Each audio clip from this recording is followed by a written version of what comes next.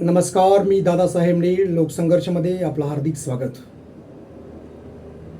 नीट परीक्षा नीट झाली नाही किंवा पेपर फुटीच्या संदर्भामध्ये फार मोठे विद्यार्थ्यांचं आंदोलन या देशानं पाहिलं. हे विराट अशा प्रकारचं हे आंदोलन पाहून सरकारने नांगी टाकली, सरकार नमलं आणि शिक्षण मंत्री धर्मेंद्र प्रधान यांनी राजीनामा दिला असला तरी प्रश्न इथेही सुटत नाहीत. कोणाच्या राजीनाम्यामुळे कुणाला न्याय मिळत असेल तर अख्खं मोदी सरकार किंवा फडणवीस सरकारने राजीनामा दिला तरीही प्रश्न सुटणार नाही. कारण या देशावर जी मनोवृत्तीची लोक आहेत, ही दुसरी जरी लोक या ठिकाणी सत्तेवर आली तरी सुद्धा ती तसंच करणार आहेत.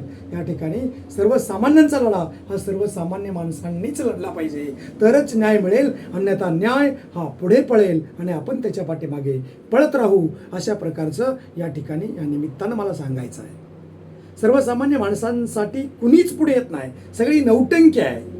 आमदार असो, खासदार असो, मंत्री असो, संत्री असो, कुणीही असो, यांची मुलं, यांची संपत्ती, यांचं रेकॉर्ड काढलं तर एकही पुन्हा आंदोलन करण्यासाठी उभारणार नाही किंवा पाठिंबा सुद्धा द्यायला पुढे येणार नाही.